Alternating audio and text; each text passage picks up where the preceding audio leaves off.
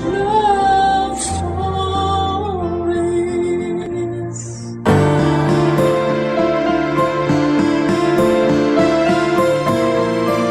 Bukod sa ambisyon at material na bagay na gusto nating makamit sa buhay na ito, higit din nating pagsikapan na maging mabuti. Dahil ang pagtatanim ng kabutihan sa lupa ay pag-aani ng kaligtasan sa langit. Ikaw kabarangay, isa ka bang mabuting tao?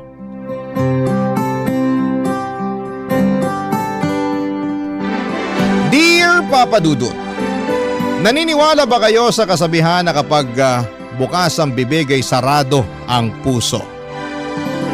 Ako kasi oo, lalo na personal ko yung naranasan sa isang tao na pinahahalagahan ko ng gusto.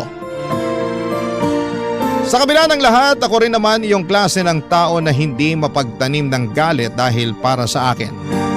Mabigat dalhin yon sa dibdib habang buhay. Kaya nga naisip ko na lamang na sumulat sa programa ninyong Barangay Love Stories upang ibahagi ang kwento ng buhay ko. Pero bago tayo pumunta doon ay pabati muna ng isang magandang araw sa lahat ng mga kabarangay natin na tulad ko ay adik makinig kay Papa Dudut. Tawagin niyo na lamang po ako sa pangalang Tiffany, 32 years old at taga Novaliches, Quezon City. Nangyari ang kwentong isishare ko taong 2023 nang makilala ko ang kinakasama kong si Andre. Bali isa kasi akong online seller ng mga ukay-ukay kahit bago pa mag-pandemic at noong 2023 ay isa sa mga viewers ko si Andre. Kaya lang ay hindi naman pala siya sa mga paninda ko interesado kundi sa akin. Noong nag-message siya para makipagkilala ay nireplyan ko naman siya. Mabait naman po si Andre at magalang kausap. Unexpectedly ay nabuo ang pagkakaibigan namin at nauwi sa pag-iibigan.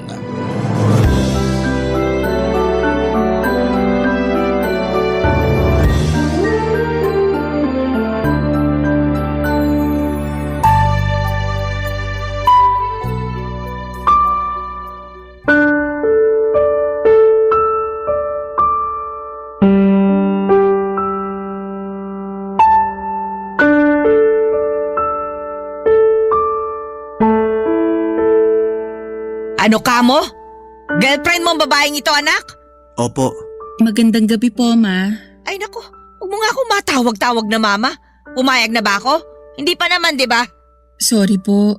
Huwag naman po kayong magsungit kay Tiffany. Wala naman po siyang ginagawang masama eh. Hindi ko lang kasi gusto yung pagbumuka ng babaeng yan eh. Basta, mukhang ewan. Saan mo ba kasi napulot yan? Ma! Huwag mo nga akong pandilata ng mga mata dyan ha. Sagutin mo na lang yung tanong ko. Nagkakilala po kami sa Facebook. Ano? Anong Facebook ang pinagsasasabi mo dyan? Totoo po sinabi ni Tiffany. Nagfa-Facebook po ako nung napanood ko yung live selling ng mga ukay-ukay na damit. Kaya dun ko po siya nakita. Tapos chinat ko po siya. At nagsimula na kami mag-usap. At ngayong girlfriend mo na ang babaeng yan? May pangalan po si Tiffany. Alam ko. Pero paano ko tatawagin sa pangalan niya yung babaeng yan kung hamak na tindera lang yan sa Facebook? Sobra naman po kayong makapagsalita. Totoo naman ah. May permit ba kayo dyan? Parang wala naman eh. Baka patinda-tinda lang kayo ng kung ano-ano dyan. Baka nga hindi ka totoong nagtitinda eh. Nagbibidyo-bidyo ka lang habang naghihintay ng mayayamang lalaki na magchat-chat sa'yo. Hindi po totoo yan. Malay ko. Sumusobra na po kayo sa mga sinasabi niyo sa girlfriend ko ha. Below the belt na po yan. Anong below the belt ka dyan? Below the belt na pala yung pagsasabi ngayon ng totoo? Wala naman po kasing totoo sa mga sinasabi niyo. Lahat masasakit at nakakainsulto. Paanong hindi ko iinsultuhin yung babae na yan? Kasalanan mo rin naman. Paano ko po naging kasalanan? Pinag-aral kita sa isang kilalang eskwelahan. Pinagtapos ng 4 na taong kurso para makapagtrabaho sa isang maganda at de-aircon na kumpanya. Nangyari naman, hindi ba? At nagbunga nga yun nung nakaraang buwan nung ma-promote ka sa posisyon mo. Pangalawa ka na kamo sa manager nyo, di ba? Tapos ganyan lang? Hamak na tindera lang sa Facebook yung magiging girlfriend mo? Anak naman, hindi mo ba pwedeng taas-taasan naman ng kaunti ang standard mo sa pagpili ng babae? Gwapo ka naman eh. May pinag-aralan ka naman. Ano na lang sasabihin sa'yo ng mga kamag-anak natin? Sige nga! Mahalaga pa po ba yung sasabihin ng mga kamag-anak natin kesa sa nararamdaman ko? Nagmamahalan kami ni Tiffany, kaya nga niligawan ko siya at naging kami. Tsaka hindi sabi totoo lahat ng mga sinabi niyo sa kanya. Marangal yung trabaho ng girlfriend ko. Ay basta! Kahit na ano pang sabihin mo marangal na trabaho, hindi ko gusto yung babaeng yan para sa'yo. Hoy, sabihin mo nga sa akin, nakapagtapos ka ba ng pag-aaral? Hanggang high school lang po ang natapos ko. Kasi... Kita mo na, Andre! High school graduate lang naman pala tong pinagmamalaki mong girlfriend mo? Wala naman pong problema dun. Malaki ang magiging problema mo dyan. Kasi baka pag nagkaanak kayo, lumabas na wala talagang alam sa pag-aalaga ng bata o gawaing bahay ang babae na yan. Hindi po totoo yan. Dahil kami po ng kuya ko ang nag-alaga at nagpalaki sa 4 pa naming nakababatang kapatid. Kaya may alam po ako sa pag-aalaga ng bata at mga gawaing bahay. O bakit kayo ng kuya mo nagpalaki sa mga kapatid nyo? Nasaan ba mga magulang ninyo? Wala na po sila. Maaga nila kaming iniwan nun. O kaya naman pala naging miserable ang buhay ninyo Wala na rin pala kayong mga magulang na handang gumabay at umalalay sa inyo. Hindi po miserable ang buhay namin. Ginapang po namin ni kuya ang pagpapaaral sa mga kapatid namin. Mayroon na nga po kaming napagtapos sa pag-aaral. Ano naman pala? Bakit hindi mo rin pinagtapos sa sarili mo? Kasi po... Kita mo na? Wala ka talagang pangarap sa buhay. Gusto mo lang umasa sa magiging asawa mo na bubuhayin ka niya, pati na rin yung mga magiging anak nyo habang buhay. Ay, kung mamalasin nga naman talaga, oo. Ikaw pa ang natipuhan ng anak ko. Papa Dudut, alam ko naman na high school lamang ang tinapos ko. Dahil maaga kaming naulila sa mga magulang noong araw. 16 na taon ako noong nagkasakit sina nanay at tatay at magkasunod na kinuha sa amin. That time ay ginapang ko na lamang na makapagtapos ng high school kahit sobrang hirap. May 4 pa kasi kaming nakababatang kapatid na pinagtutulungan na lamang naming buhayin ng kuya ko. Sa awa ng Diyos, 3 na sa kanila ang napag-graduate namin sa college at nasa 3 taon na sa kolehiyo ang bunso. Proud ako dahil kahit na hindi kami nakapagtapos ng pag-aaral ng kuya ko ay napagtapos naman namin ang aming mga kapatid. Madiskarte rin kasi ang kuya namin na sinuwerteng nakatungtong sa barko para magtrabaho bilang waiter. Ako naman ay namuhunan sa pagtitinda ng mga ukay-ukay na damit at first class na bag online. Bata pa lamang ay pangarap ko nang magkaroon ng sariling negosyo. Kaya nga gano'n na lamang yung lungkot ko nang insultuhin ako at hamak-hamakin ang nanay ni Andre dahil lamang sa pagiging online seller ko. Sa kabila ng lahat ay desidido ako na makuha ang loob niya dahil mahal ko ang kanyang anak. Hanggang sa merong nangyaring bagay na akala namin ni Andre ay magiging daan na sana para magustuhan ako ng nanay niya, Papa Dudut.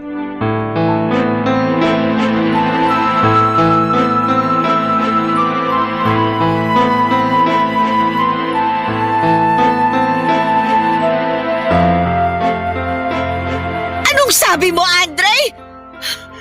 Buntis ang babaeng yan? Opo, buntis po si Tiffany. Makakaapo na po kayo. Ma, ano po nangyayari sa inyo? Hindi ba halata? Sumisikip ang dibdib ko. Hindi ako makahinga. Santisima ka. Ikuha niyo nga ako ng tubig. Ako na pong kukuha ng tubig. Ma, aalalayan ko na po kayo. Baka mapano pa kayo dyan. Natatakot po ako. Mahal, nasaan na yung tubig? Ito na po yung tubig. Ayoko niyan! Bakit niyo naman po tinapon yung tubig? Nagtatanong ka pa. Paano na lang kung nilagyan pala ng lason na babaeng yung tubig na ipapainom niya sa akin? Hindi po totoo yan. Wala pong lason yung tubig na dala ko. Wala raw. Ano bang malay ko, di ba? Alam kong gustong-gusto mo nang may mangyaring masama sa akin para wala na magbubunga nga sa'yo. Ma naman kung ano-ano na naman pong sinasabi niyo kay Tiffany. Wala namang ginagawang masama sa inyo yung girlfriend ko. Hindi pa ba masama yung pinagbubuntis niya yung anak ninyo? Pinlano mo yan, ano? Po? Pinlano mo ka ako magpabuntis sa anak ko? ko para wala na siyang kawala sa'yo. Grabe ka! Hindi ka lang nakapagtapos ng kolehiyo, pero mautak ka rin pala! Para po sa kaalaman nyo, pareho namin ginusto ni Andre na magka-baby na. Umaasa po kami na baka pag nalaman nyo, lumambot yung puso nyo at matanggap nyo na kami. Kahit na magbuntis ka pa ng 5 o 10, hindi pa rin kita magugustuhan! Bakit po ba? Wala naman po akong ginawang masama sa inyo Masama na nga na nakilala ka ng anak ko! Mas masama pa na nagpabuntis ka sa kanya! Napakalandi mo! Ma, tumigil na kayo! Bakit mo ako pinatitigil? Bakit hindi ang babae niya na patigilin mo? Wala naman pong ginagawa si Tiffany. Kayo yung salita ng kung ano-ano dyan. Paulit-ulit na lang kayo. Natural na paulit-ulit ako para maintindihan mo ng mabuti ang mga sinasabi ko. Kaya lang, mukhang hindi. Kasi binuntis mo pa talaga tong babaeng ito. Bakit ba kasi di na lang kayo matuwa na magkakaanak na kami ni Tiffany? Tsaka kung umasta kayo dyan, akala nyo, katapusan na ng mundo. Apo nyo rin naman yung magiging anak namin. Hindi ko apo yan! Anong hindi? Kahit na ano pang sabihin mo, hindi ko matatanggap yung batang ipinagbubuntis ng babaeng yan. Iyan na nga babae na yan, hindi ko matanggap eh. Yung magiging anak nyo pa kaya? Kayo na po talaga may problema rito. O bakit ako? Hindi ba kayong dalawa? Hindi ba yung babae na yan?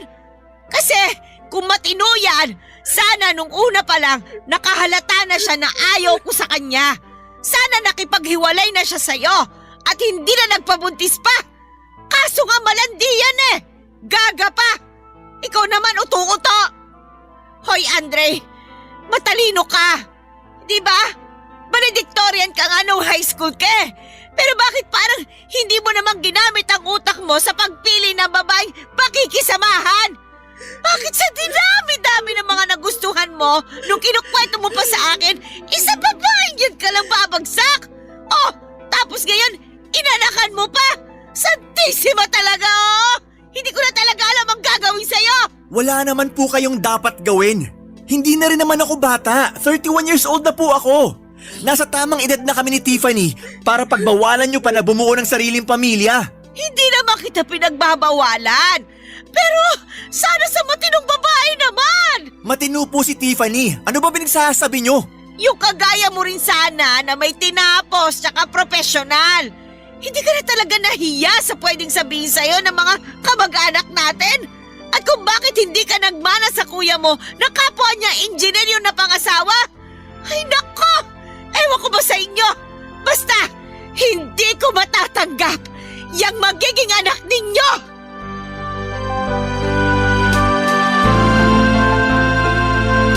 Imbes na matuwa na galit sa amin ni Andre ang mama niya, Papa Dudut. Hindi ko yon inaasahan dahil biyaya naman ang pagkakaroon ng baby. Saka nasa tamang edad na kami ng anak niya para magsabi ng kung ano-anong mga masasakit na salita sa amin ng nanay niya. Kaya nga hindi ko na napigilang maiyak. Nang mga panahong yon lalo na at mas nagiging emosyonal na ako. Buti na lamang at inalo ako ni Andre kaya kahit papaano ay gumaan ang aking pakiramdam. Papadudot doon ko po na-realize na ayaw talaga sa akin ng nanay ng boyfriend ko. At kahit na anong gawin kong panunuyo sa kanya ay sarado ang kanyang puso para tanggapin ako sa buhay niya. Hindi ko lang lubos maintindihan, Papa Dudut, dahil wala naman akong atraso sa kanya. Hindi ako masamang babae at marangal naman ang trabaho ko. Pero wala eh. Totoo nga talaga ang kasabihan na kapag bukas ang bibig upang manginsulto, sabayan pa ng mapanghusgang mga mata, ay mananatiling sarado ang puso para umunawa at tumanggap. Barangay Love Stories. Barangay Love Stories. Papa Dudut, excited kami ni Andre sa pagdating ng magiging baby namin, pero hindi kami makapag-live-in dahil plano niyang tumira ko sa bahay nila kasama ang mama niya. Siyempre, tumanggi ako na pinagtalunan pa nga namin. Depensa ko ay kita naman niya na ayaw sa akin ng nanay niya at dinig na dinig niya ang mga masasakit na salita nito sa akin. Kaya nga habang nagbubuntis ako noon ay paulit-ulit kong naririnig sa isipan ko lahat ng mga sinasabi sa akin ng magulang ni Andre. Bagay na lagi kong pinagdaramdam. Dahil doon ay naging masela ng pagbubuntis ko at madalas akong dinudugo at nasusugod sa ospital. Minsan ako na lang ang nagdadala sa sarili ko sa paggamutan dahil nga nasa trabaho si Andre. Hindi ko tuloy mapigilang isipin na may humihiling na sana'y mawala na ang baby namin. Alam ko na masama pero hindi niyo ako masisisi lalo na noong tuluyang kinuha sa amin ang aming anak pagsapit ng 3 buwan ko sa pagbubuntis.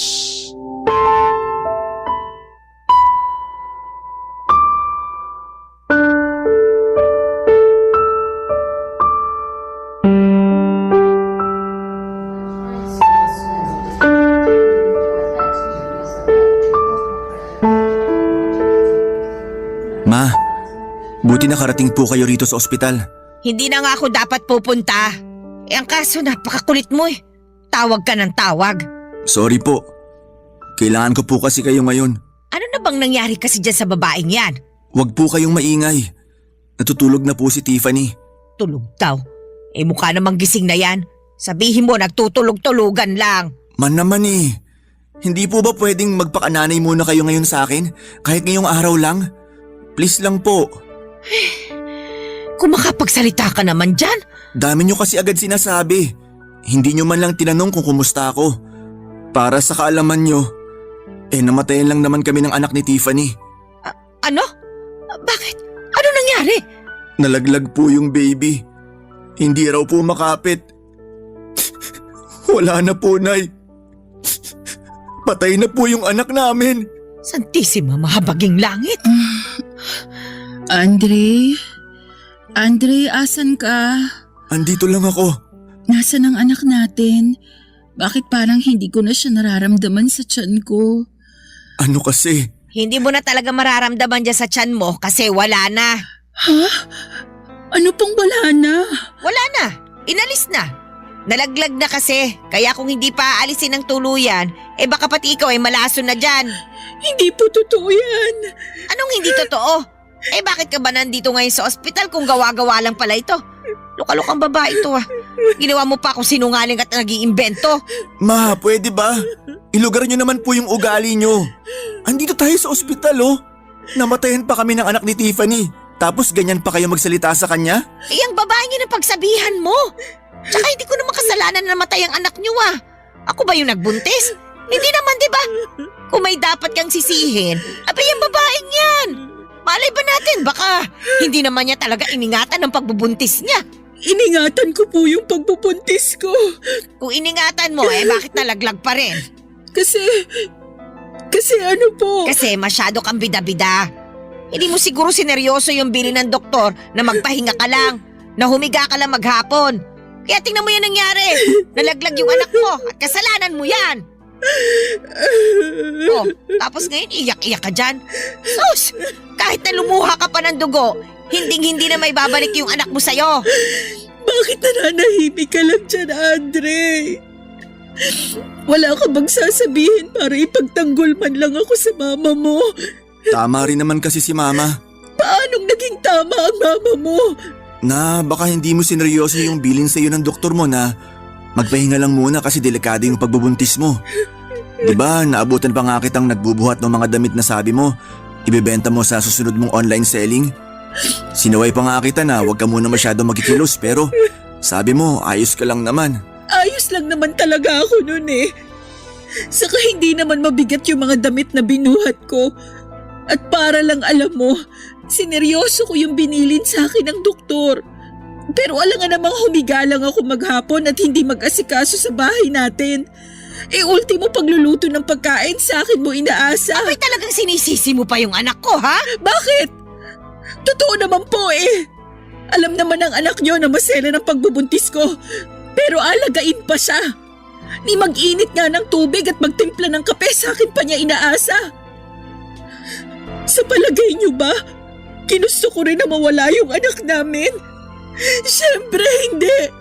At bilang isang ina, napakasakit nun sa akin. Ina rin naman kayo. Higit kanino man dapat mas naiintindihan niyo yung pinagdaraanan ko. Kaso hindi eh. Dire-diretso kayo magsalita at manisi. Promeno naman kayo. Nakakasakit na kayo eh. Alam mo, emosyonal ka lang kaya ka nasasaktan. Tsaka, sinasabi ko lang naman ang katotohanan sa'yo. Ikaw na ang nagsabi na ina rin ako. Kaya nga naiintindihan ko yung hirap at sela ng pagbubuntis. Huwag mo naman din sanang masamain yung mga sinabi ko. Isaksak mo dyan sa kukote mo na papunta ka pa lang, pabalik na ako.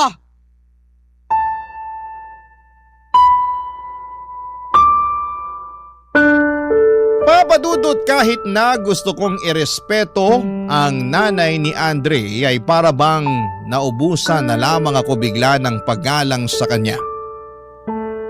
Lalo na sa mga sinasabi niya sa akin. Ganon na ba talaga siya? Ka-insensitive dahil imbes na i-comfort niya ako ay kabaligtaran noon ang ginawa niya at pinagsasabi niya. Ginatungan pa ni Andre dahilan para mas lumala ang sama ng loob ko sa kanya. Dahil sa mga nangyari ay napaisip ako kung tama pa bang ipagpatuloy ko ang relasyon namin. Lalo na't mukhang hindi talaga kami para sa isa't isa. Unti-unti na rin kasi akong naliliwanagan sa sitwasyong pinasok ko. Marami akong tanong sa isipan kagaya ng paano kung magka-baby ulit kami ni Andre? Worth it pa ba ang pamilyang bubuin namin? Kung hindi rin ako maayos na pakikisamahan ng magulang niya. Ayokong lumaki ang magiging anak namin na naririnig kung kaano ako iniinsulto at hinahamak ng lola niya. Kaya lang noong nakapagdesisyon ako na makipaghiwalay na kay Andre ay meron namang nangyari na hindi ko lubos inaasahan. Isang araw ay napansin ko na lamang na balisa ang boyfriend ko kaya nag-alala ako ng husto. Doon ko na siya inusisa kung ano ang problema, Papa Dudut.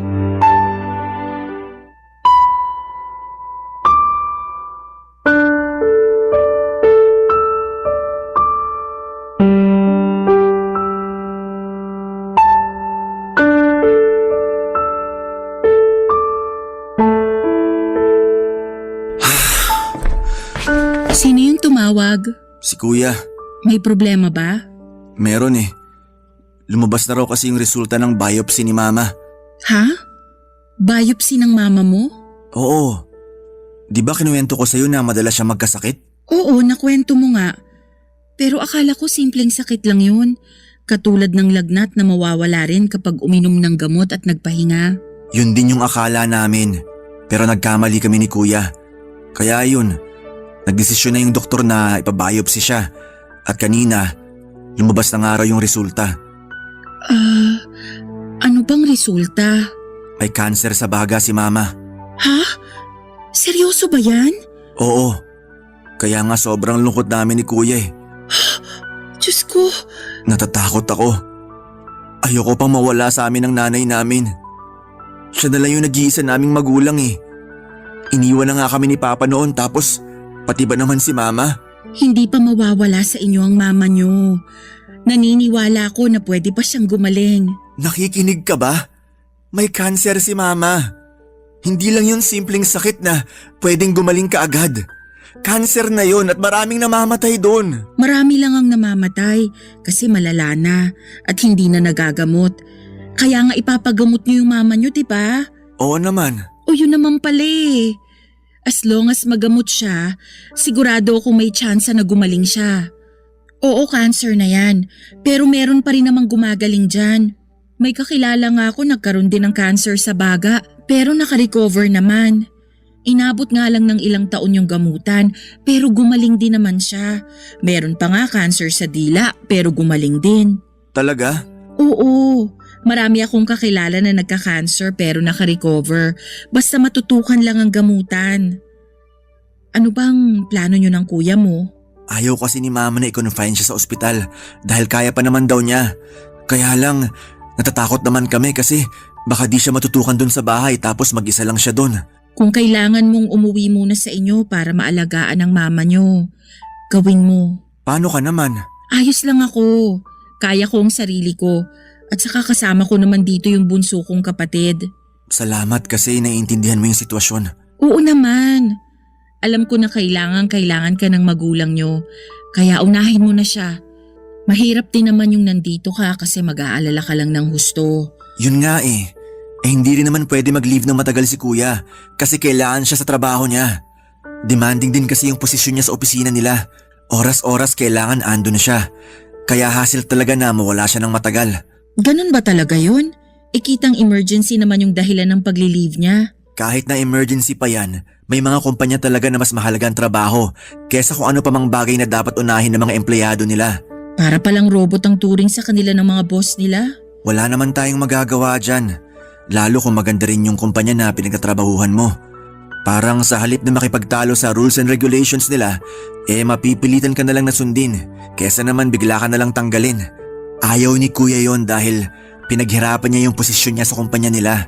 Kahit na, para sa akin mas mahalaga pa rin ang kapakanan ng nanay nyo. Kaya nga ako na lang munang uuwi sa amin para may mag-alaga kay mama. Kukumbinsin ko rin siya na magpa-confine na para natututukan siya ng mga doktor sa ospital. Para di na kami nag-aalala ng husto sa kanya. O sige, balitaan mo na lang ako. At sana nga, makumbinsi mo siya. Kasi para rin naman sa kanya yun. Di ko lang lubos maisip na bakit si mama pa yung nagkasakit ng malubha. Marami namang ibang tao dyan na masasama. Sana sila na lang yung nagkasakit. Naiintindihan ko na masama ang loob mo. Pero hindi naman tama na hilingin mong mapasa sa iba yung sakit na meron ng mama mo. Ano bang tama? Sige nga. Ang tama mong gawin, ipagdasal mo na maging maayos ang gamutan ng mama nyo para gumaling siya. Ewan ko. Parang ang hirap naman gawin nun. Lalo binigyan niya ng sakit ang mama namin. Hindi ang Diyos ang nagbibigay ng sakit sa atin. Saka naniniwala ako na pagsubok lang to. Malalagpasan nyo rin yan. Sana nga malagpasan namin. Sana tama ka rin.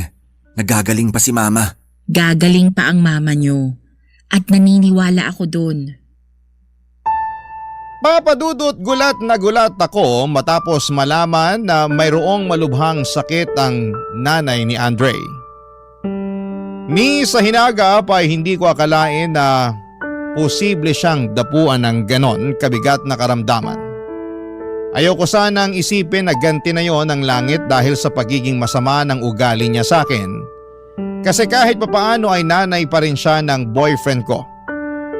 Pero matapos umiyak sa akin ni Andre dahil sa takot na baka namang sandali ay mawala ang mama niya sa kanila ay agad-agad na nadurog ang puso ko. Bigla tuloy bumalik sa akin ang mga panahon na maagang kinuha sa amin sina nanay at tatay. Yung takot at kaba na nararamdaman namin habang nangyayari yon ay habang buhay nang nakakintal sa puso at isipan naming magkakapatid. Kahit kailan ay walang paghilom sa pagkawala ng magulang gaano man katagal ang panahon na lumipas. Masasanay na lamang tayo na mabuhay sa mundo nang wala sila. Pero, nandun pa rin yung sakit at tumitindi lamang yon kapag naaalala natin sila. Pero wala naman tayong magawa, kundi ang umiyak na lamang dahil alam natin na hinding-hindi na sila magbabalik pa. Barangay Love Stories. Barangay Love Stories. Dahil sa mga nangyari ay hindi natuloy ang plano kong pakikipaghiwalay kay Andre. Napag-isip-isip ko rin naman na baka nadala lang din ako ng emosyon ko. Kaya nakapag-decide ako ng ganon. Saka mahal ko ang boyfriend ko kaya minabuti ko na lamang na kausapin siya para malaman niya ang saloobin ko. Agad na humingi ng sorry sa akin si Andre at nangako na hinding-hindi na niya babaliwalain ang damdamin ko. Mabilis na lumipas sa mga araw at nagpatuloy lamang kami sa buhay at nagbalik ako sa pag-online seller para may pagkakitaan naman matapos kong huminto noong nabuntis ako. Nakikibalita rin ako kay Andre tungkol sa kalagayan ng nanay niya at sa gamutan nito. Concerned pa rin naman ako sa magulang niya at ayoko namang may mangyaring masama dito. Sinabi ko na rin naman na hindi ako yung klase ng tao na mapagtanim ng galit. Kaya nga noong nalaman kong may sakit ang nanay ni Andre ay pinatawad ko na ito sa mga nasabi nito sa akin noon, Papa Dudut.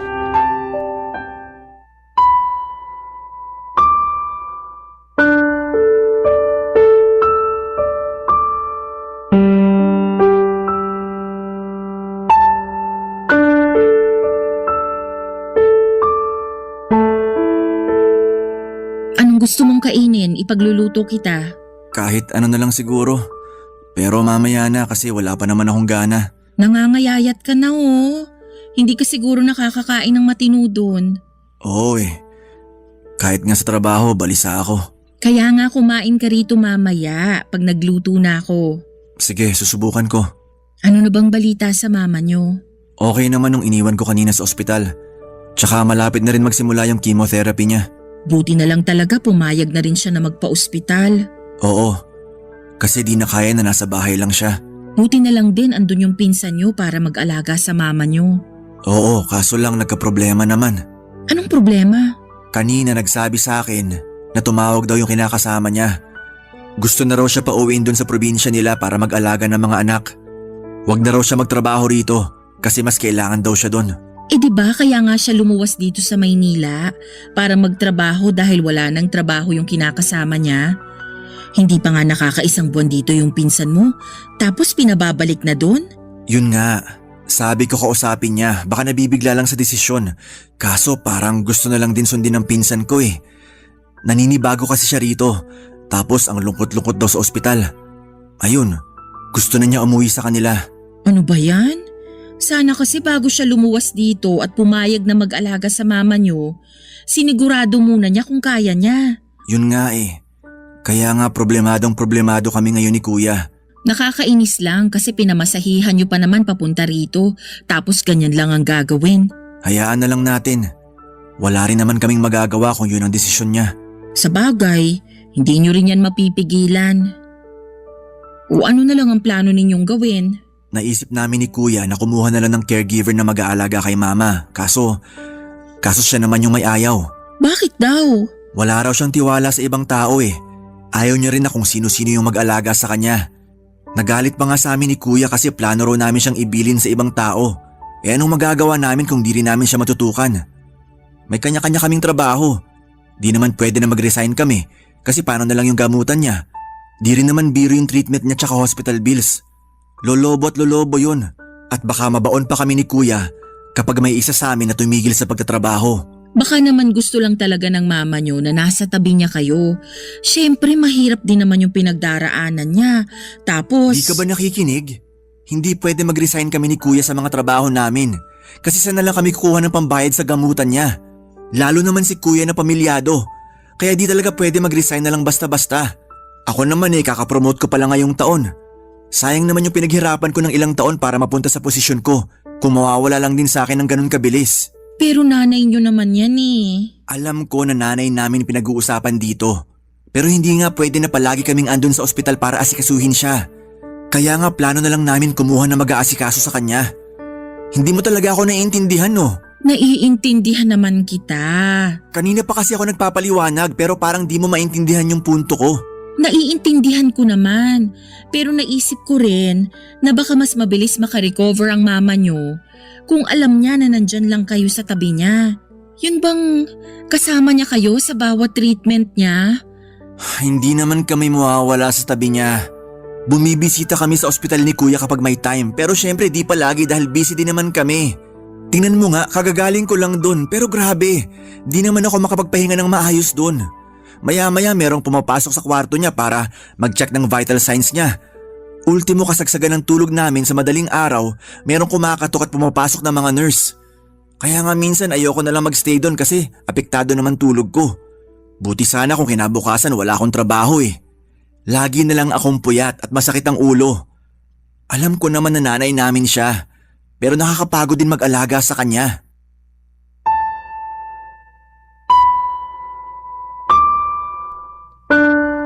Papa Dudut, hindi ako makapaniwala sa narinig ko mula kay Andre. Nalungkot din ako lalo na at uuwi na raw sa probinsya nila ang pinsan niyang tumitingin at nag-aalaga sa nanay nila. Ewan ko po ba, pero nainis din ako sa boyfriend ko dahil parang mas matimbang pa sa kanila ng kuya niya ang trabaho kesa sa magulang nila. Hindi ko rin mapigilang mag-overthink lalo na at baka mapaano ang mama niya dahil sa sakit nito at kung ipagkakatiwala pa nila sa iba. Kaya nga pagkatapos akong bagabagin ang konsensya ko ay napag-isip-isip ko na ako na lang ang sasama at magbabantay sa nanay ni Andre sa ospital. Kahit na hanggang sa pumayag lang itong makakuha sila ng professional na caregiver. Nung una ay tinatanong pa ako ng boyfriend ko kung seryoso ba ako sa desisyon ko at sinagot ko lamang siya ng oo. Kaya nga agad na niya yung sinabi sa mama niya, bagay na hindi rin naman ito tinanggihan. Simula noon ako na ang kasakasama ng nanay niya sa ospital at sa tuwing sumasailalim siya ng gamutan. Isang gabi mahimbing na akong natutulog noon nang gisingin ako ng nanay ni Andre. Tinawag lang niya ang pangalan ko at dahil madali lang naman akong magising ay napabangon agad ako. Nag-alala pa nga ako kasi akala ko ay may masakit sa kanya. Pero mabuti naman at wala, Papa Dudut.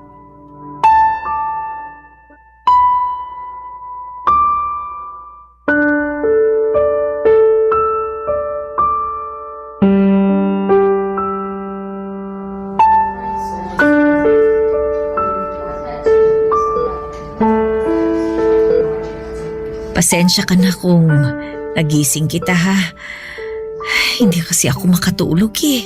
Okay lang po yun. Walang kaso yun. Pero bakit po ba? May iniisip ba kayo kaya hindi kayo makatulog? Meron. Marami. At ang bigat-bigat na ng pakiramdam ko sa kakaisip. Pwede niyo pong sabihin sa akin. Baka sakaling gumaan yung pakiramdam niyo. Paano kung hindi na ako gumaling? Paano kung hindi na ako makalabas ng buhay sa ospital na to? Ayoko pang mamatay. Ayoko pang mawala sa mundong to kasi marami pa ako gustong gawin eh. Gusto ko pa makasama ng matagal-tagal yung mga anak ko. Pati na rin yung mga apo ko. Yun din naman po yung gusto nila Andre sa kanang kuya niya. Kaya nagsisikap sila na maipagamot kayo. Talaga? Eh bakit pakiramdam ko inabandon na nila ako? Minsan na lang ako rito dalawin. Tapos kung nandito pa sila parang inip pa sila. Hindi ko tuloy mapigilang isipin na baka nagsasawa na silang alagaan ako kasi nga ganito na ako. Yun bang may sakit? Pabigat na lang sa kanila. Hindi po totoo yan. Nakakausap ko po si Andre at nag-aalala po siya sa inyo. Natatakot siya na baka mawala na kayo sa kanya kaya lagi ko na lang sinasabi na magdasal siya. Nakikinig naman po ang Diyos eh.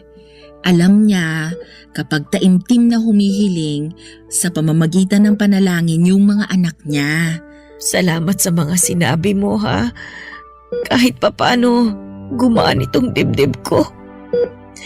Masyado lang siguro akong emosyonal kasi alam mo na may sakit na nga ako. Tapos pakiramdam ko mag-isa pa ako dito sa napakatahimik, napakalungkot na lugar na ito. Ay, mabuti nga kahit papano sinasamahan mo ko. Wala po yun. Saka malaking bagay din sa akin na pumayag kayong samahan ko kayo rito. Akala ko nga po nung una tatanggihan niyo ako eh. Naisip ko na tanggihan ka kasi nahihiya ako sa iyo eh. Pero sabi ng anak ko, mabait ka raw. At kung susubukan ko lang na buksan itong puso ko para masigit kitang makilala, magugustuhan din kita. At napatunayan ko naman na totoo nga ang sinabi sa akin ni Andre. Mabait ka nga, Tiffany. Mas lalo lang tuloy akong nahiya sa sarili ko dahil naging masama ako sa iyo nung araw. kung ano-anong mga sinabi ko sa'yo na hindi magagandang bagay. Ininsulto kita. Yung trabaho mo at kung paano ka nabuntis ng anak ko. Hindi rin ako nakiramay at nakisimpatya sa inyo nung mawala yung anak ninyo. Na kung tutuusin ay apo ko rin naman. Sobrang sama ko talaga sa iyo noon. Kaya nga sana patawarin mo ko, Tiffany. Wala na po yun. Matagal ko na po kayong napatawad. At saka, di naman po ako mapagtanim ng galit dahil mabigat po yung dalhin sa dibdib. Tapos nung nalaman ko pa na may sakit kayo at iniwan na nung nag-aalaga sa inyo, mas lalo kong ginusto na mapalapit sa inyo.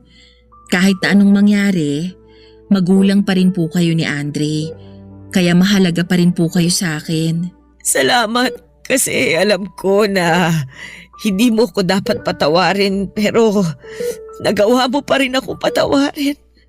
Salamat kasi inaalagaan mo ko, sinasamahan mo ko dito sa ospital. Kung tutuusin, hindi mo naman ako responsibilidad eh. Pero dahil sa pagpapahalaga mo sa akin, nandyan ka pa rin. Pinagsisisihan ko na ang lahat ng mga sinabi kong masasakit sa'yo. At kahit na napatawad mo na ako, paulit-ulit ko pa rin gustong hingin ang kapatawaran mo habang nabubuhay ako. Maling-mali ako. Maling-mali talaga na ininsulto kita sa kung ano yung estado mo sa buhay. Nagsisisi na ako ng gusto. Pinagsisisihan ko na yon, Tiffany. Okay na po yun. Pinapatawad ko na po kayo. Wala na po sa akin yon. Ang mahalaga, yung gumaling kayo. Kaya sana magpalakas po kayo Makakalabas kayo sa ospital na to ng magaling na. At matutupad pa po yung mga bagay na gusto nyong mangyari. Kaya laban lang po tayo Laban lang po kayo. Nandito lang po ako. Pati na rin yung mga anak ninyo. Kasama niyo po kami. Hinding-hindi namin kayo iiwan kahit na anong mangyari. Salamat. Salamat talaga.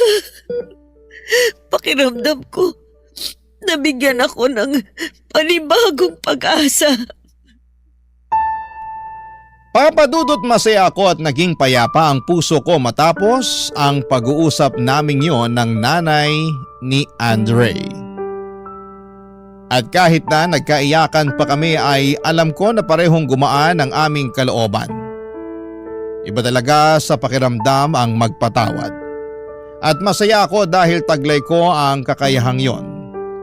Sa pagpapatuloy ng gamutan ng mama ng boyfriend ko ay ako na nga ang naging kasama niya, lalo na pag nasa trabaho ang mga anak niya. Alam ko na hindi ko naman siya responsibilidad pero masaya naman ako sa ginagawa kong pagbabantay sa kanya. Paulit-ulit kong pinapaalala sa kanya na gagaling siya at makakalabas sa ospital. Kaya lang ay hindi yon nangyari dahil taong 2024, eksakto 6 na buwan mula nang na-ospital siya at na-diagnose na may lung cancer, ay pinagpahinga na siya ng Panginoon. Sobrang sakit na mamatayan ng magulang.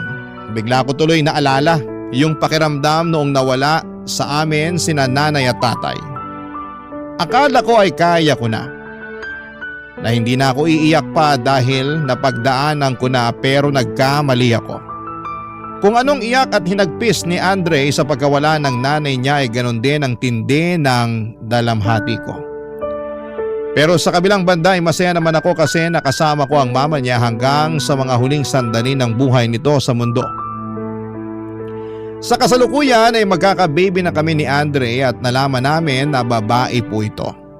Plano naming ipangalan sa mama niya ang first name ng baby namin bilang pagkilala sa namayapan niyang lola. Hanggang dito na lamang po ang sulat ko, Papa Dudut, at maraming salamat. Sakaling mapili po ninyong i-ere sa programa ninyong Barangay Love Stories ang sulat ko. Malaking bagay yon sa akin at umaasa ako na sana'y kinapulutan ng aral at inspirasyon ng mga kabarangay natin ang aking storya. Ang inyong forever kapuso at kabarangay, Tiffany.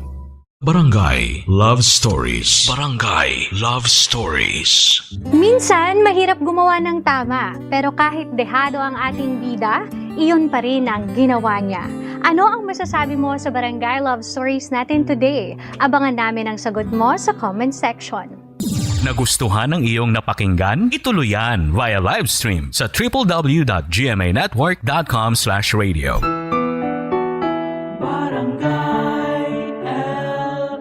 In Mega Manila, 97.1. Forever! Na kung hindi ka pa handa. Mas lalong mahirap maging magulang kung alam mong kahit ikaw mismo ay kailangan pang alagaan. Ikaw kapuso, kaya mo na bang maging magulang? Dear Papa Dudut, ako nga pala si Romy, 21 years old. Ang kwentong gusto ko sanang ibahagi sa inyo ay tungkol sa maagang responsibilidad na naiatang sa akin nung ako ay 18 years old pa lamang. Nakabuntis ako ng isang kainuman. Itago na lang natin siya sa pangalang Kyla. Noong time na yon ay 22 anyos pa lamang siya at mas matanda siya sa akin ng ilang taon. Nakilala ko lamang si Kyla sa inumang yon at dinala lamang siya ng naging kaklase niya na si Brian. Si Brian ang matagal ko nang kakilala dahil madalas ay nagkakasama kami dati sa mga computer shop para tumambay at maglaro. Nakakasama ko rin noon si Brian sa pagbabasketball kaya naman noong inaya niya akong sumama sa kanya sa isang inuman ay nagtiwala naman ako. Agad akong sumama noon at doon ko na nga nakilala si Kyla. Hindi naman kami masyadong nakapag-usap ni Kyla sa inuman dahil silang dalawa ni Brian ang nagkwekwentuhan. Marami pa kaming ibang nakasama na bigla na lamang dumating habang nasa kalagitnaan kami ng inuman. Naging masaya ang gabing yon at hindi ko na namalaya na nakarami na pala ako ng inom. Ang naalala ko lang noon ay lumakas ang loob ko na kausapin si Kyla. Kaming dalawa na noon ang nagkwekwentuhan habang si Brian naman ay nakipag-usap na sa ibang kasamahan namin. Napasarap ang usapan namin ni Kyla habang lumalalim ang gabi. At hindi ko na namalaya na nakarami na pala kaming dalawa ng alak. Hindi ko na maalala ang mga sumunod na pangyayari, Papa Dudut. Basta nagising na lamang ako sa kwarto ni Brian. Mag-isa ko lang noon habang si Brian naman ay sa sala nakatulog. Umalis na ako kaagad after kong magpaalam sa kanya dahil napuno na ng maraming missed call ang cellphones ko mula sa nanay ko. Sinubukan kong hanapin si Kyla bago ako umalis para magpaalam pero sinabi ni Brian na maaga raw umalis si Kyla dahil may kailangan pa siyang asikasuhin sa trabaho niya. Noong gabi ng inuman ay huling beses na nakasama ko si Kyla, Papa Dudut. At makalipas ang 3 buwan ay muli ko siyang nakita.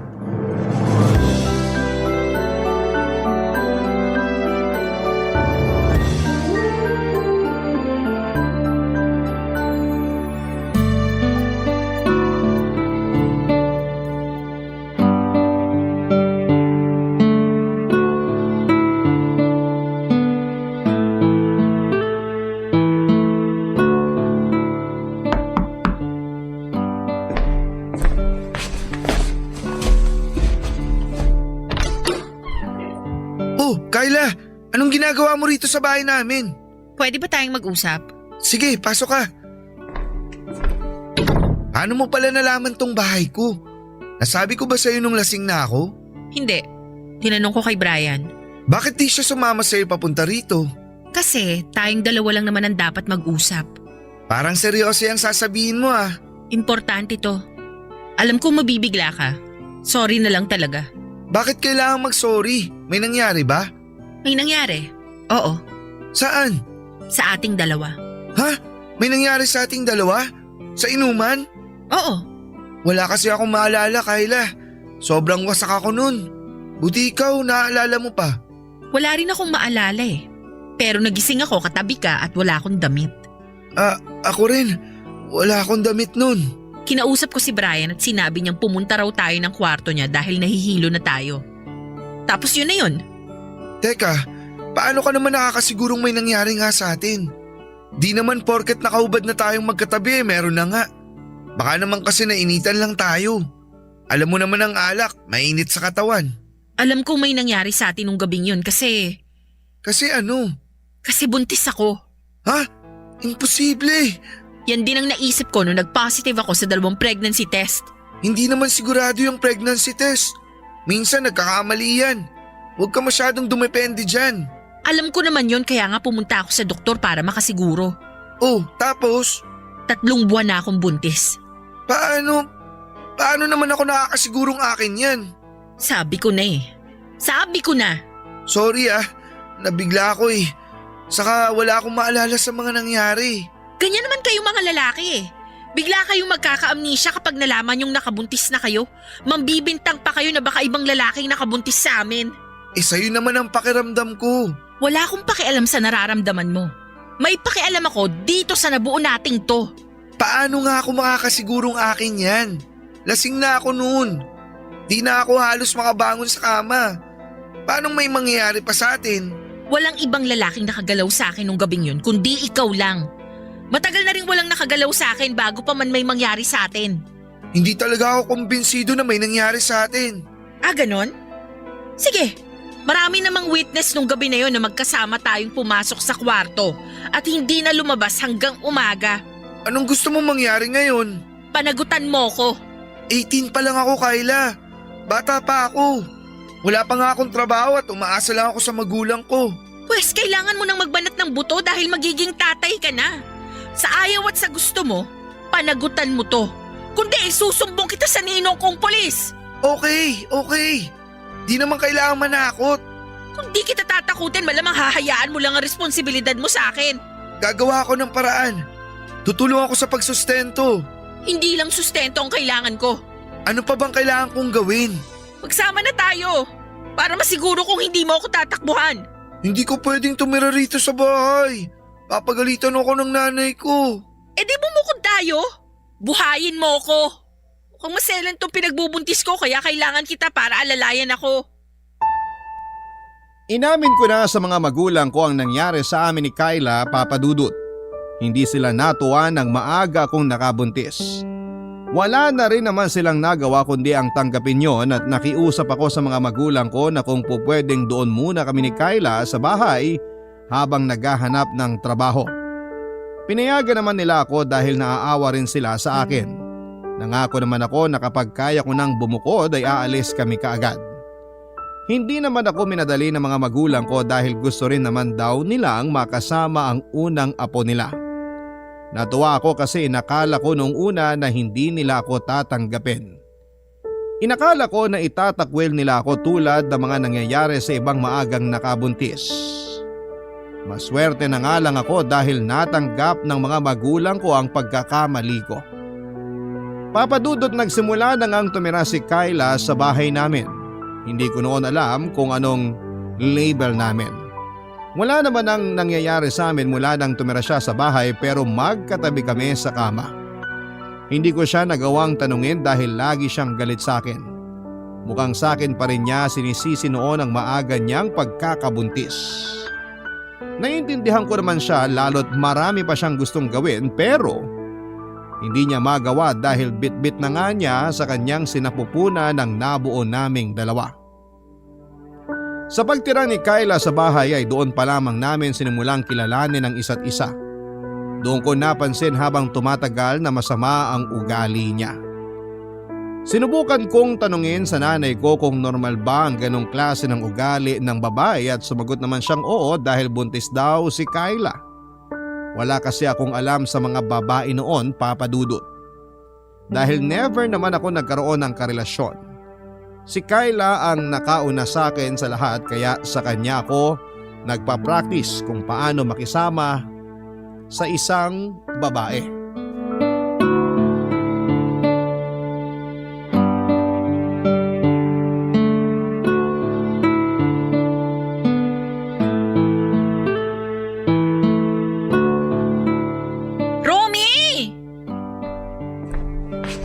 Ano yun? Kanina pa ako nag-chat sa'yo sa Facebook. Sorry, nagbabanlaw ako ng mga nilaban ko. Isa pa yan. Kaninang umaga ko pa inutos sa'yo na maglaba ka. Hapon na? Ngayon ka palang nagbabanlaw? Bumili pa kasi ako ng gas para makapagluto ako ng gusto mong chop suey. Sinisisi mo ba ako kung chapsoy ang craving ko? Masama na rin bang maglihi ngayon? Hindi naman. Sinasabi ko lang sa'yo kung ano yung mga ginawa ko kaya late ako nakapaglaba. Parang ang dating di ako dapat kumain ah. Wala naman ako sinabing ganyan ah. Siyempre gusto ko makain mo kung ano man yung pinaglilian mo. Kasi para rin naman yan sa magiging baby natin eh. Eh yun naman pala eh. Ano ba kasi yung kailangan mo? Pwede kong gawin ngayon. Sunduin mo yung manikurista ko sa kabilang kanto. Pwede bang tawagan na lang siya para mag-tricycle papunta rito? Ako na lang ang magbabayad ng pamasahe niya. Bakit ka tumatanggi? Eh gusto ko nga sunduin mo siya. Gusto mo ako na lang ang tumawag sa kanya? Hindi ba niya alam pumunta rito? Alam niya. Ano akala mo sa kanya, bobo? Hindi naman ganyan ang gusto kong sabihin. Eh bakit kasi ayaw mo pang sunduin para hindi na tayo nagtatalo? Di ko pa kasi tapos yung binabanlawan ko eh. Ang lakas ng loob mong magtanong kung ano ipapagawa ko? Hindi mo naman pala gagawin. Di na kasi natin dapat ikastress yung pagpunta rito ng manikurista mo. Diyan lang naman pala siya sa kabilang kanto eh. Madali na lang siya makakapunta rito. Eh gusto ko nga sunduin mo siya. Ngayon na ba talaga? Hindi, next year. Kailan naman? Wag mo naman akong pahirapan.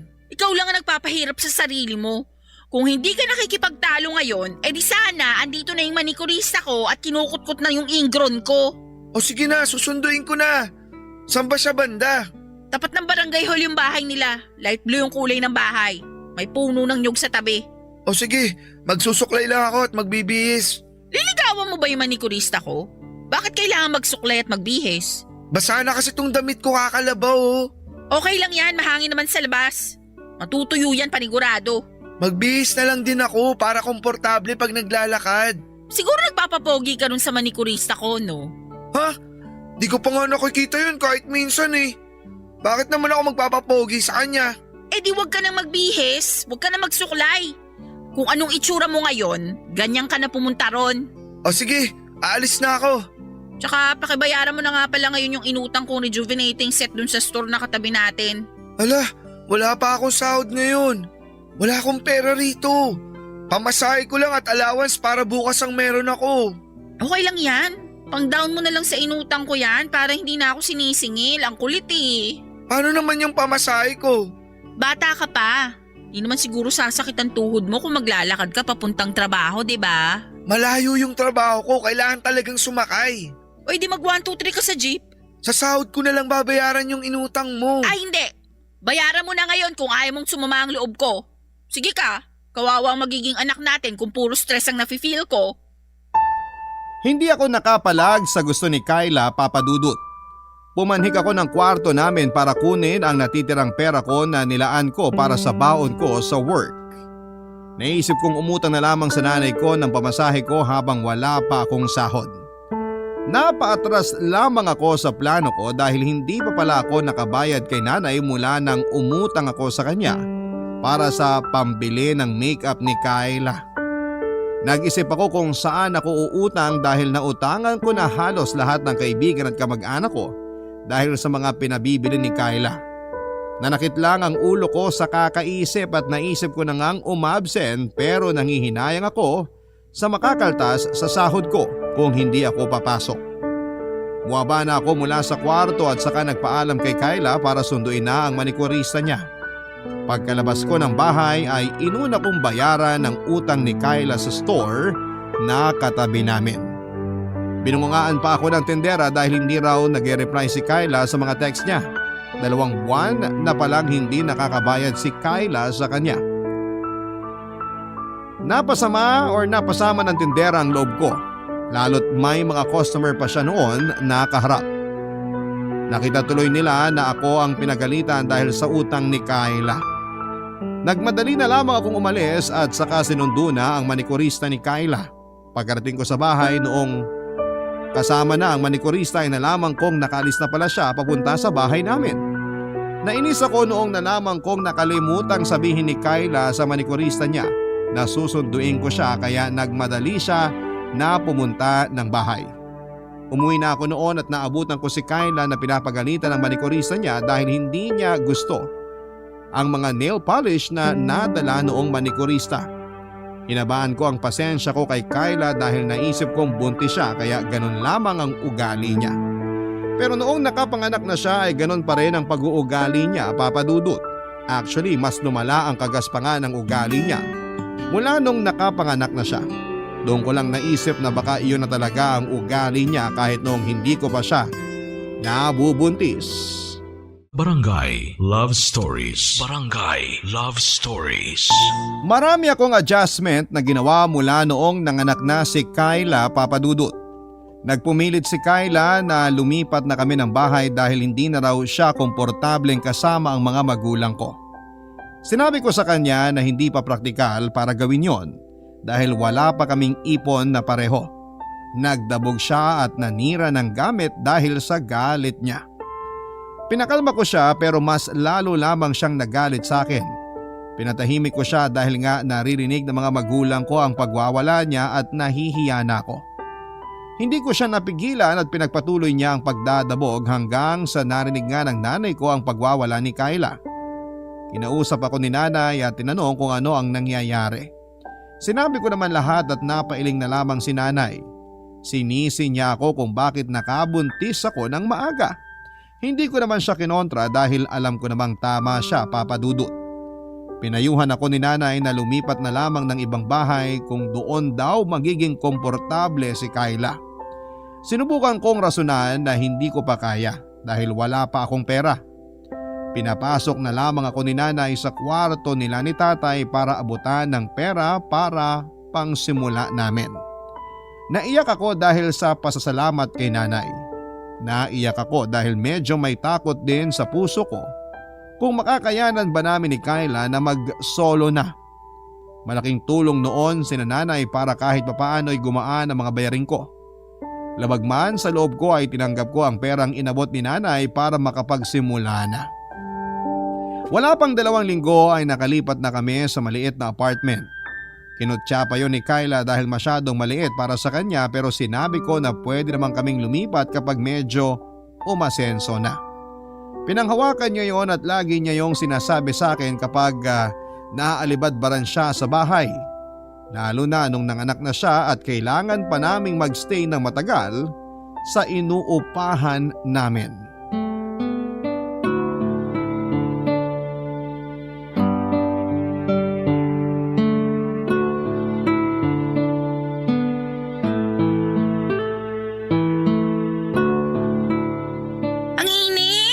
Lakasan ko na lang yung electric fan. Kahit itodo mo ang electric fan na yan, wala pa rin magagawa yan. Summer kasi. Tiis-tiis na lang muna. Hindi dahil sa panahon kaya mainit eh. Dahil dito sa liit ng inuupahan natin. Ang liit pa ng mga bintana. Buksan na lang natin. Eh, baho naman sa labas. Gusto mo bang pumasok dito yung amoy? Kesa naman mainitan kayo ni baby. Hindi kasi yan ang solusyon na kailangan ko. Gusto ko lumipat na tayo. Nakakontrata tayo rito ng 1 taon. Eh di tumakas tayo. Paunti-unti maglabas tayo ng mga gamit. Wala naman tayong ibang pupuntahan. Ang hirap kaya maghanap ng apartment ngayon. Wala akong pakialam. Gumawa ka ng paraan. Kasi hindi ito ang pinangarap kong buhay. Kahit ako rin naman ah. So kasalanan ko? Tandaan mo, ikaw ang nakabuntis sa akin. Alam ko naman yun. Dahil sa'yo, hindi ko na-enjoy ang pagkadalaga ko. Parehas lang tayo. Huwag mong igaya yung kalagayan mo sa akin ah. Kasi ako, marami akong pangarap na hindi natupad dahil sa binuntis mo ko. Sorry. Sana sapat na sa'yo na makitang malusog at mabait ang baby natin. Ano yun, pakonsuelo di Bobo? Anak natin tong pinag-uusapan, Kyla. Ang pinag-uusapan natin dito, sinira mo ang buhay ko at mga pangarap ko. Huwag na sana tayong magsisiyan kasi tapos na eh. Andito na tayo oh. Ipagpatuloy na lang natin. Kala mo ganun kadaling ipagpatuloy ang buhay ko? Ang pangit ng tahi ko sa tiyan. Paano ako magbi-beach nito? Gagaling pa yan. Lagi rin ako napupuyat dahil kakaiyak ng anak mo. Ako naman ang bumabangon para magpatahan sa kanya. Kahit na! Naiistorbo po rin ang tulog ko dahil sa pag-iyak niya. Wala naman tayong magagawa kasi baby yan eh. Iiyak talaga siya. Kung meron lang sanang isa pang kwarto para dun matulog si baby eh. Ilang buwan pa lang ang baby natin. Di pwedeng iwan natin siya sa ibang kwarto na walang nagbabantay. Eh di kumuha ka ng yaya. Hindi natin kayang magbayad ng yaya. Kumayod ka kasi ng todo para makayanan mong magbayad ng yaya. Kaya ko namang alagaan si baby. Eh paano kapag nasa trabaho ka, sino mag-aalaga sa kanya? Siyempre, ikaw. Iaasa mo sa akin maghapon ng pag-aalaga sa baby natin? Tapos ikaw aalagaan mo lang siya pagkarating mo? Hanggang madaling araw naman, ako ang nagbabantay sa kanya. Saka pag day off ko, di ba? Ako naman ang nag-aasikaso sa inyo. Huwag mong isumbat yan sa akin. Obligasyon mong alagaan ang anak mo. Alam ko yun. Kayla, alam mo? Hayaan mo, kapag medyo nakabawi na, lilipat na tayo. 2 kwarto ah. Oo, sige. Maraming bintanang malalaki. Saka dapat di mabaho yung paligid. Alam mong sensitive yung ilong ko sa mabaho. Oo, Magsimula ka na kayong magdalawang trabaho para afford na natin ang yaya. pag-iisipan ko. Kapag kaya na, bakit hindi? Huwag mo lang basta pag-isipan. Gawin mo!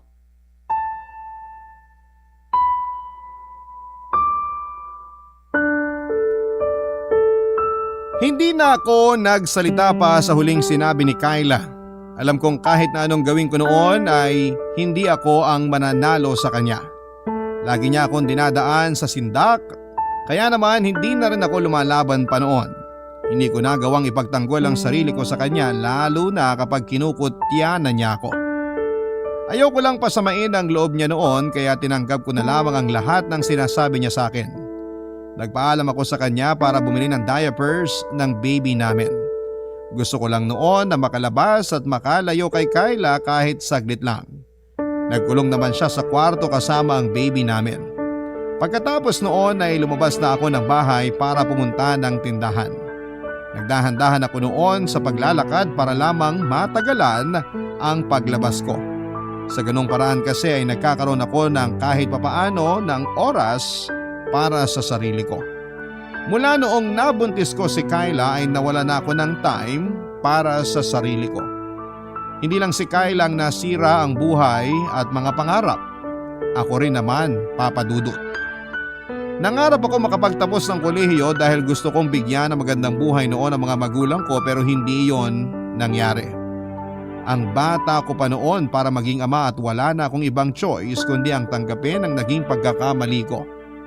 Ang importante na lamang sa akin noon ay mabuhay at mapalaki ko ang anak namin ni Kayla. Ang baby lang namin noon ang inspirasyon ko para magpatuloy pa. Kahit papaano ay nawawala ang pagod at galit ko noon kapag nakikita ko ang baby namin. Kahit na ilang beses na nasagad ang pasensya ko dahil kay Kayla ay nakakabawi naman lalo na kapag nabubuhat ko na si baby.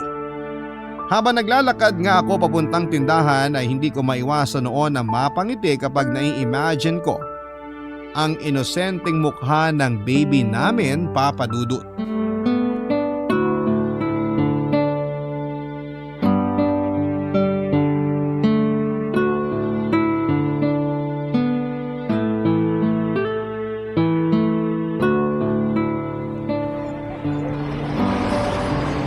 Tao po!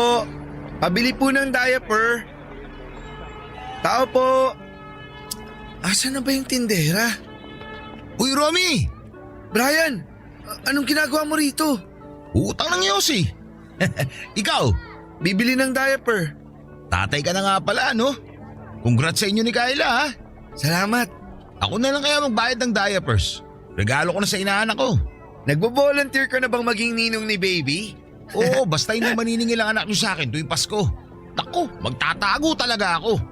Mukhang si Kayla maghahabol sa'yo para sa pamasko ng baby namin kung sakali. Oo nga, no? Maraming ganyan ngayon eh. Magugulat ka na lang na yung nanay na pala yung inaanak mo. Wag naman sana. Kung ako lang masusunod gusto ko gabayan mo lang ang baby namin habang lumalaki. Ayos na yun.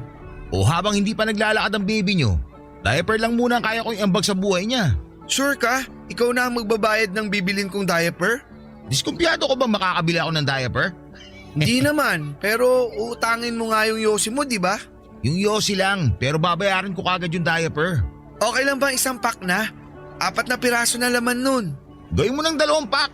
Naku, di ako tatanggi dyan. Ramdam kong hirap mo bilang tatay. Ang gastos kaya magkaroon ng anak, lalo pag baby pa. Para namang naranasan mo na. Hindi ko ba nakuwento sa'yo? Nagkaroon ako ng anak sa una kong GF.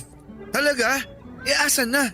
Ni minsan di ko naman nakikita sa bahay nyo na merong bata ron Tinago na sa akin. Sumuko na kasi ako sa pagsusustento, lalo na nung nawalan ako ng trabaho. Na-depress ako noon eh. Tapos ayun, isang araw, tumakas na lang yung mag-ina ko. Hindi mo ba hinabol? Hindi na. Sa totoo lang, mas gumana ang buhay ko nung nawala sila. Hala, grabe naman. Pero naiisip ko pa rin yung anak ko siyempre. Kaya lang, di ko talaga kaya maging tatay. Mabuti ka nga, nakakayanan mo. Saka mabuti rin, hindi ka pa tumatakas. Wala naman akong balak. Mahal ko ang baby namin ni Kyla. Kakayanin ko lahat para sa kanya. Eh di ikaw nang ulirang ama. Pero tama ka. Ang hirap maging tatay. Marami pa akong gustong gawin para sa sarili ko pero di ko na magawa dahil kailangan kong unahin ang mag-ina ko. Naiintindihan kita dyan. Di ka na maagala kasi kailangan mo mag-alaga ng bata, no? Oo. Di na nga rin nasasayaran ng alak tong lalamunan ko kahit ilang patak lang eh. Ganyan na ganyan ako nun. Parusa talaga. Pati yung pangarap kong makapagtapos ng pag-aaral di ko na nagawa. Napilitan akong pumasok sa trabahong di ko naman gusto. Di ako makaalis kasi kailangan kong unahin yung ipangbubuhay ko sa mag-ina ko. Mas sila na kasi ang importante sa akin ngayon. Uunahin ko na sila kaysa sa sarili ko. Alam mo, gagawin ko ng 4 na pack ng diaper ang bilhin. Naaawa ako sa'yo eh. Naku, hindi naman kailangan. Sorry, naglabas lang ako ng sama ng loob ko. Naipon na kasi. Hayaan mo na yun. Naiintindihan kita. Saka, paraan ko na rin siguro to para di na ako makonsensya sa pagpapabaya ko nun sa anak ko. Nakapag-usap pa kami ni Brian habang hindi pa lumalabas noon ang tindera ng store. Marami akong sinabi sa kanya na mga nasayang sa buhay ko pero hindi ko sinabi ang kasamaan ng ugali ni Kyla. Kahit naman ganon si Kyla noon sa akin ay nanay pa rin siya ng anak ko. Ayoko naman noon na sirain ang nanay or siraan ang nanay ng anak ko sa ibang tao dahil pangit ang labas noon sa aming pamilya. Noong lumabas na ang tindera ay agad bumili si Brian ng diapers at inabot sa akin. Ako naman ang nagbalik ng pabor sa kanya at binilhan siya kahit na ilang piraso lang ng yosi para hindi na niya kailangang utangin pa yon. Nagpasalamat naman si Brian at matapos noon ay sabay na kaming naglakad. Napahinto lang kami noon para magyosi siya. Pumayag naman akong samahan siya dahil ayoko pa ring umuwi noon. Tinuloy lang namin ang kwentuhan pero sa ibang masayang bagay na para hindi na kami parehong malungkot. Nang nakauwi na ako ng bahay ay naabutan ko si Kyla na nakasimangot. Hindi niya mapatahan noon ang baby namin. Sinisi niya ako dahil lumabas ako ng bahay at iniwan sa kanya ang baby namin. Minsan tuloy ay naiisip ko dahil sa inaasta noon ni Kyla na hindi naman niya totoong mahal ang anak namin.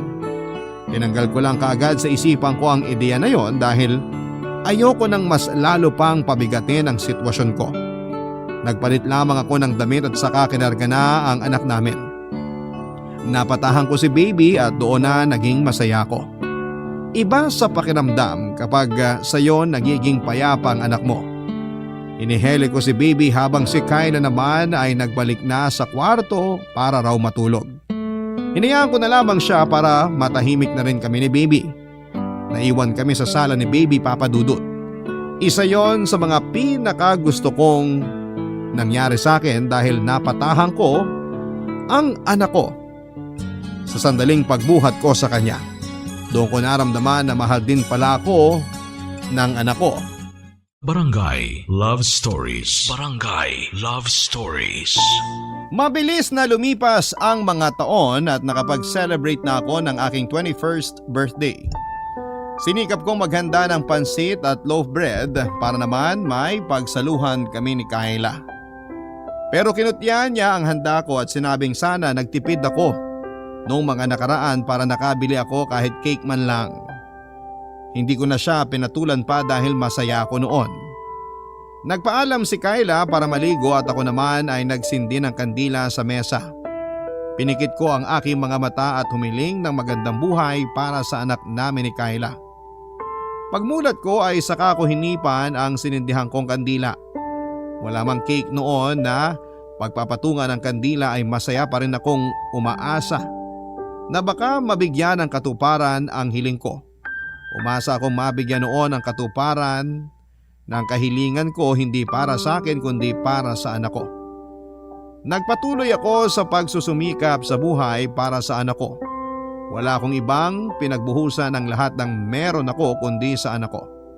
Wala na akong pakialam noon kay Kyla kahit anuman ang gawin niya.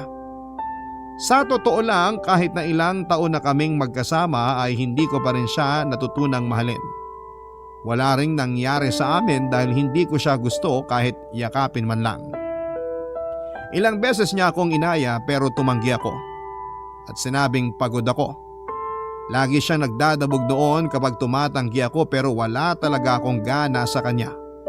Naisip ko nga kahit siguro magkaroon na siya ng ibang karelasyon ay hindi ko siya kokontrahin kung yon ang makapagbibigay sa kanya ng magandang mood. Ako naman ay walang plano na manligaw noon o pumasok sa kahit na anong klase ng relasyon dahil nakafocus ako sa anak namin. Si Kyla noon ang nakapag-enjoy sa kanyang buhay lalo na noong lumaki na ang anak namin. Madalas na siya noon na gumagala at nagiinom. Hindi ko naman siya pinipigilan kung yon ang paraan niya para hindi kami magtalo pa, Papa Dudut.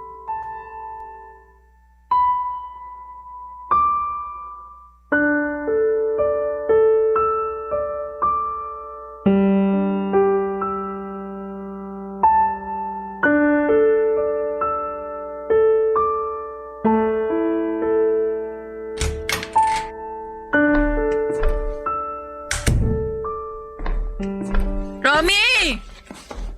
Romy! Hoy, huwag kang sumigaw. Kakatulog lang ng anak natin. Ay, wala akong pakialam. Ginabi ka na naman. Wala kang pakialam. Sa susunod, magsabi ka na lang kung saan ka pupunta at kung anong oras ka uuwi. Minsan kasi hinahanap ka ng anak natin eh. Wala akong pakialam sa kanya. Yang bunganga mo naman. Anak natin yun. Kundi dahil sa kanya, sa inyong dalawa, baka natuloy na ako mag-DH sa Hong Kong. Panira kayo ng pangarap sa buhay. Pwede ka pa namang mangibang bansa kung gusto mo ah. Ngayon pa kung kailan tinatamad na ako. Ipagtitimpla kita ng kape. Magkape ka muna para bumaba yung amats mo. Yoko niyan. May sabaw pang natira yung niluto kong nilagang baka. Gusto mo yun na lang initin ko para may mahigop ka? Ayoko! Gusto ko ng maraming pera! Yung maraming marami! Ay, maligo ka na lang para makaiga ka na. Hindi mo ba narinig yung sinabi ko? Gusto ko maraming pera! Lahat naman tayo gusto yan. Lalo sa atin na magulang na. Kailangan natin para mapaganda ang buhay ng anak natin. Wala akong pakialam sa buhay ng anak natin. Uy, Kyla! Gusto ko lang ng maraming pera para makabili ako ng mga gusto ko. Makabili ng bagong damit. Makapagpagupit sa mamahaling parlor sa mall. Kapag may extra ako, bibigyan kita. Lagi mo namang sinasabi yan, pero wala kang ibang inaabot sa akin kundi pangbili ng gatas at diaper ng anak mo. Kasi yun naman ang priority natin, di ba? Ikaw, yun ang priority mo.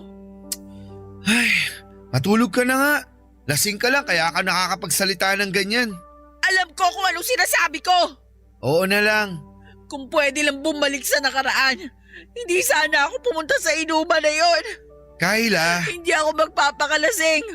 Sana sa bahay na lang ako nanonood ng TV. Ngayon, ni manood ng paborito kong palabas sa TV, hindi ko magawa dahil sa pangiistorbo niyang anak mo. Anak natin! Kung kaya ko lang ibalik ang dati, promise, hindi talaga ako magpapabuntis. Ay, nagkulong na lang sana ako sa bahay namin. Kasi ngayon wala na. Nakakulong na lang ako sa ganitong buhay. Wala na tayong magagawa kundi tanggapin na lang ang lahat. Madali para sa'yo kasi wala ka namang pangarap sa buhay. May pangarap ako. Hindi lang sa'yo yung nasira, pati sa akin. Kapag naiisip ko yung gabing yun, naiinis ako. Kyla, sige na, matulog na tayo. Maaga pa ako bukas. Bukas na lang tayo mag-usap kapag klaro na ang isipan mo. Kapag di ka nalasing. Alam ko kung anong sinasabi ko.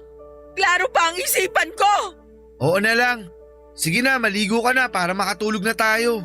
Para Para patunayan ko sa'yo na klaro ang isipan ko. Kahit lasing ako, etong sayaw! Hindi ikaw ang tatay ng anak natin!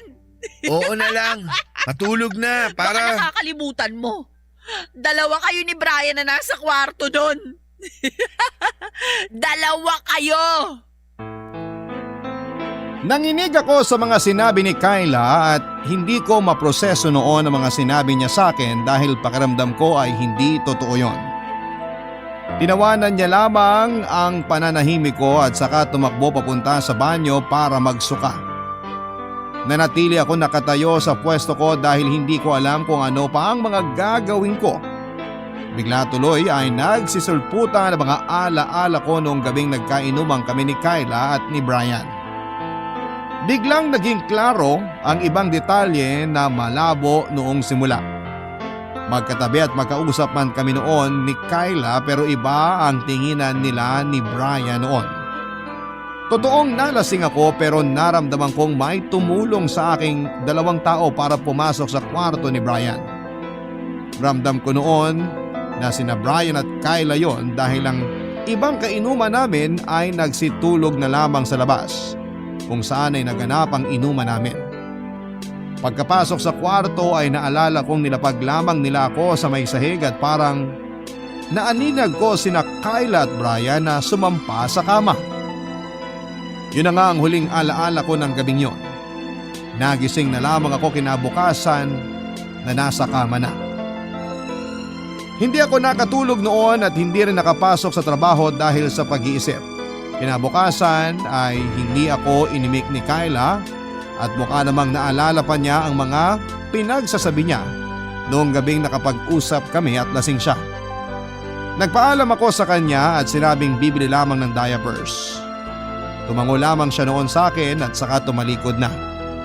Naglakad ako palabas ng bahay hindi para bumili ng diapers, kundi para puntahan si Brian sa bahay nila. Alam ko noon na wala siyang trabaho kaya nakasigurado ako na maabutan ko siya sa bahay nila. Tama naman ako ng hinala at doon ay pinapasok niya ako. Masaya pa nga ang pagsalubong niya noon sa akin at inaya pa niya akong mag-beer pero tumanggi na ako. Naamoy ko ang alak sa kanya kaya naman hindi ako sigurado kung makakapag-isip siya ng tama kapag kinausap ko na. Sumugal na lamang ako noon dahil kailangan kong malaman ang katotohanan.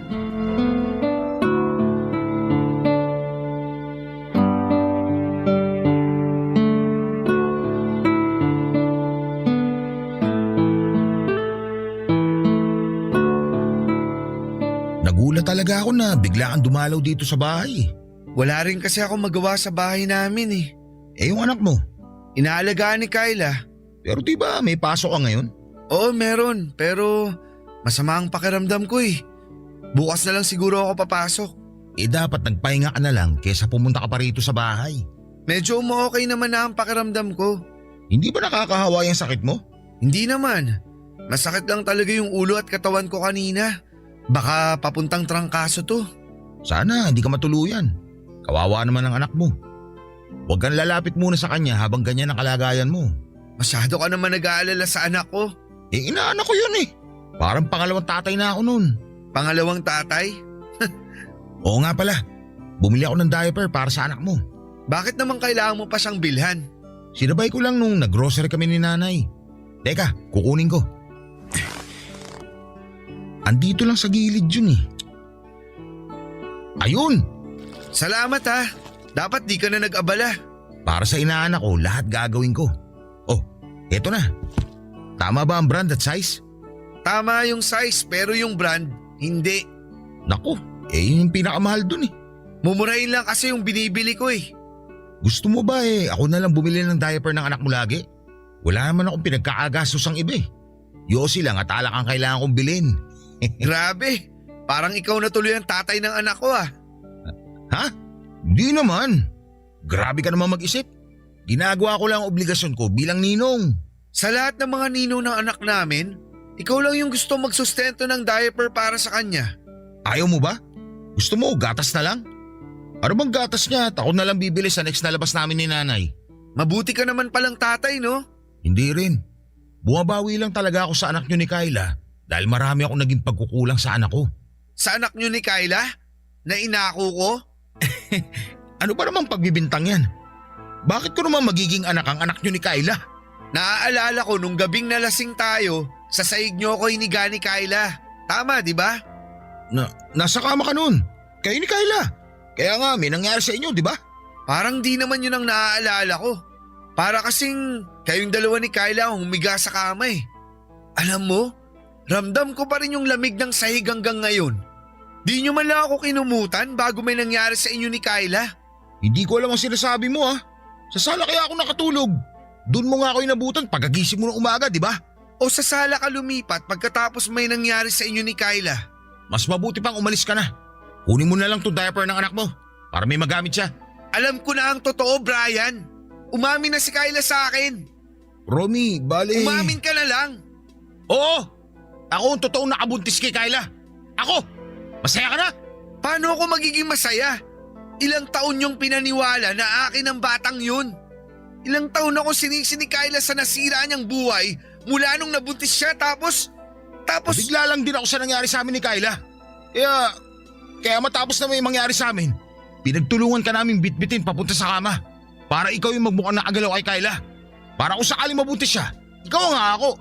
Bakit niyo nagawa yun sa akin? Ano bang ginawa ko sa inyo? Natakot ako eh. Alam ko hindi ko pa kaya maging tatay ulit. Nasira ako na nga ang buhay ng una kong anak, di ba? Tapos ayan, nabuntis si Kyla. Sinabi niya sa akin pero ayokong tanggapin dahil hindi ko sila kayang buhayin. Kaya sinabi ko sa kanya na ituloy na lang namin yung plano nung una pa lang na ipangako sa iyo ang bata. Nakita mo kung gaano ako nahirapan sa sitwasyon ko, Brian. Alam ko at sorry. Alam ko na wala akong magagawa para maitama ang pagkakamali ko. Pero handa na ako magsimula ulit. Gusto ko na maging tatay. Ako na lang ang aako sa kanya ngayon.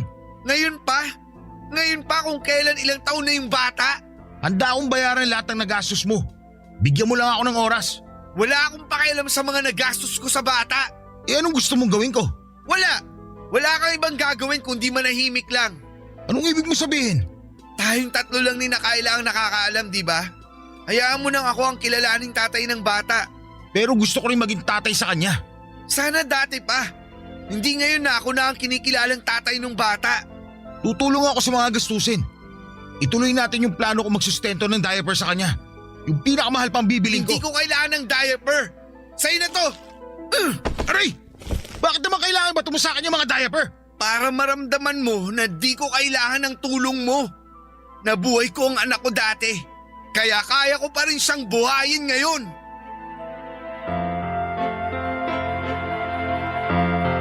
Nanginginig akong binato kay Brian ng diapers na binigay niya para sa anak ko. Anak ko, oo, tama ang narinig ninyo. Anak ko yon kahit na hindi pa ako ang nakabuo sa kanya. Umalis ako noon ng bahay ni Brian at hindi naman niya ako hinabol palabas. Naglakad-lakad muna ako bago umuwi para mawala ang galit ko. Ayoko noon na makita at maramdaman ng anak ko ang galit ko. Nung ayos na ako ay saka ako umuwi at nadatnang ko si Kyla na may kausap sa cellphone. Alam ko noon na si Brian yon dahil agad niyang binaba ang tawag. Hindi ako nilapitan ni Kyla at halatang iniiwasan niya ako. Pumasok siya sa banyo at nagkulong doon. Narinig ko naman ang pag-iyak ng anak ko kaya naman pumasok na ako ng kwarto. Natahimik bigla at tumawa noon ang anak ko nang nakita niya ako. Nawala na ang galit ko sa ginawa ni Kyla at Brian noong nakita ko ang nakangiting mukha ng anak ko. Kinarga ko siya at saka niyakap at napaiyak na lamang ako, Papa Dudut. Hindi na namin pinag-usapan ni Kyla ang totoong nangyari. Alam ko noon ang katotohanan at kahit mahirap ay tinanggap ko na lamang yon. Umutang ako sa nanay ko ng pera para magamit namin para makalipat ng titirahan dahil gusto ko noon na tuluyan ang ilayo ang anak ko kay Brian. Hindi naman tumanggi noon si Kyla at sinunod na lamang ang lahat ng gusto ko. Napansin ko rin ang pagbabago sa kanya at hindi na niya ako sinisinghalan at inaasikaso na niya ako. Ganon din ang bagong apartment at ang anak namin. Wala akong planong ipaubaya ang anak ko kay Brian. Kahit sabihing hindi ako ang totoong ama niya, napamahal na ako sa kanya. Kahit na hindi siya galing sa akin pero aminado pa rin ako na nakakaramdam ako ng galit sa tuwing naaalala kong hindi sa akin ang batang inako ko ng ilang taon. Maraming salamat po sa pagbasa ng aking liham, Papa Dudut. Ako po ang inyong kabarangay forever, Romy. Barangay Love Stories.